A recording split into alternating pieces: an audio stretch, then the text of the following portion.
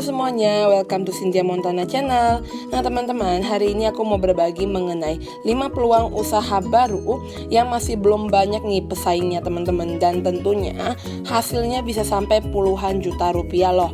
Nah sebelum aku lanjut ke video ini, jangan lupa ya di like, komen, dan juga subscribe-nya. Aku tunggu loh teman-teman. Nah, di sini teman-teman, seperti kita tahu juga ya, mungkin banyak banget nih orang-orang yang sibuk dengan kerjaan kantorannya, tapi mau mencoba usaha, tapi bingung nih kira-kira usaha apa sih yang cocok buat dia. Apalagi kalau ngomongin soal persaingan yang begitu banyak. Nah, di sini aku akan berbagi nih teman-teman, apa aja sih kira-kira bisnis yang cocok buat kalian, apalagi untuk yang tidak mau terlalu banyak pesaingnya. Langsung aja yuk kita mulai.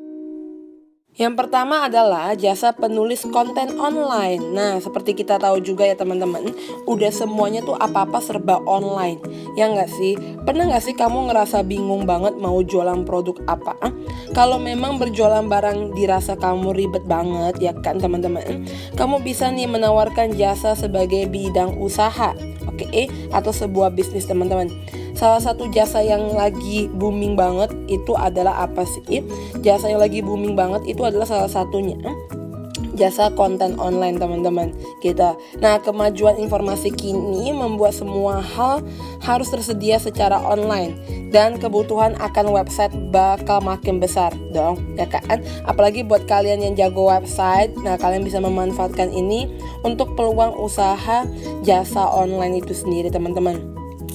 Untuk membuat website yang layak, pengelolaan perusahaan dan juga instansi yang jelas membutuhkan apa? Membutuhkan content creator yang berkualitas juga. Hal inilah yang membuat kebutuhan akan penulis konten online itu tuh tinggi banget loh teman-teman. Tapi pihak penyedianya masih cukup minim banget karena nggak semua orang bisa nih menjadi seorang content creator juga. Nah, jangan meremehkan kemampuan penulisan karena satu artikel aja nih teman-teman bisa sampai yang menghasilkan jutaan rupiah loh gitu. Nah, bukan cuma untuk kebutuhan website aja, penulis konten online juga bisa nih mengembangkan keahliannya di beberapa platform media sosial seperti Instagram, Facebook, Twitter, dan juga yang lain-lainnya. Nah, kita lanjut ya teman-teman. Yang kedua adalah kuliner cepat saji teman-teman.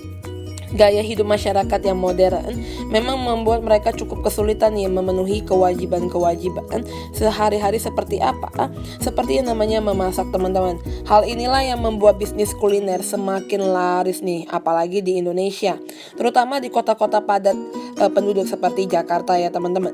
Namun karena kuliner termasuk bisnis yang tinggi banget nih pesaingnya, kamu tentu harus memiliki keunikan nih dari bisnis makanan kamu, ya kan? Atau salah satu ciri khas lah istilahnya teman-teman. Salah satu bisnis unik yang masih minim banget nih adalah kuliner cepat saji tapi yang menyehatkan. Oke, nah banyak banget nih teman-teman makanan cepat saji tapi ternyata tidak baik atau makanan olahan yang kurang sehat nih. Nah, kamu bisa melakukan bisnis yang memberikan makanan cepat saji tapi dengan ingredient yang sehat ya teman-teman. Bisa di dalamnya apa aja terhadap organik gitu kan. Terus tentunya organik ini memenuhi nutrisi dan juga gizi tubuh ya. Nah, jenis bisnis kuliner cepat saji ini pun sangat beragam teman-teman dan juga bisa dilakukan untuk konsumen-konsumen kamu yang lagi diet, untuk para vegetarian ataupun untuk khusus bubur bayi organik teman-teman gitu. Nah, dibanding dengan kuliner umum lainnya, memang produk makanan atau minuman sehat memiliki harga jual yang tentunya lebih mahal ya dong ya teman-teman. Namun tenang aja nih, peluang pasar untuk konsumen pencinta kuliner yang sehat gitu kan juga makin besar teman-teman. Bahkan di kota-kota besar pun saat ini masyarakat semakin concern nih dengan pentingnya memakan asupan makanan serta minuman serba sehat, baik pemilihan bahan, pengolahan hingga pengemasannya loh. Selanjutnya adalah salon dan layanan hewan peliharaan. Semakin baiknya perekonomian ekonomi Indonesia rupanya membuat gaya hidup memelihara hewan tuh juga semakin populer loh teman-teman, seperti kucing, anjing, burung, monyet, kelinci, dan juga yang lain-lainnya. Tentu sekarang udah banyak banget nih orang-orang yang peliharaan hewan gitu kan. Bukan sekedar memberi makan aja, tapi para pencinta hewan juga rela banget nih mengeluarkan uang untuk binatang kesayangan mereka, mulai dari grooming, aneka aksesoris, sampai yang namanya memberikan vaksin kepada peliharaan mereka.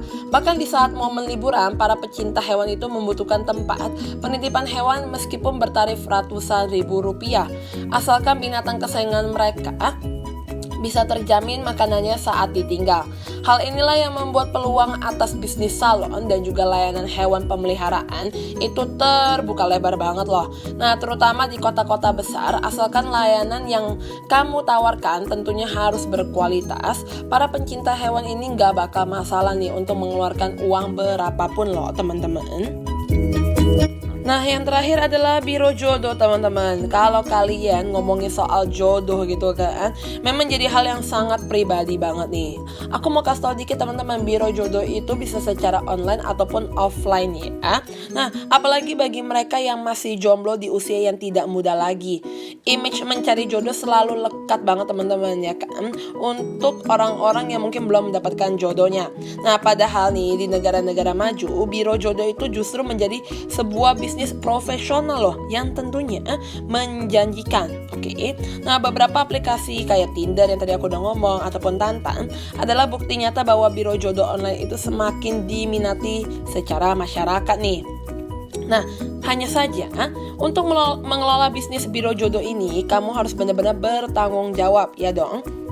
Karena menyangkut manusia gitu kan, menyangkut hubungan seseorang. Jangan sampai klien kamu yang bergabung cuma sekedar modus demi memuaskan hasrat mereka aja, tapi tidak memiliki komitmen dalam jangka panjang. Goalsnya adalah kan mereka pacaran dan mereka juga bisa sampai menikah teman-teman.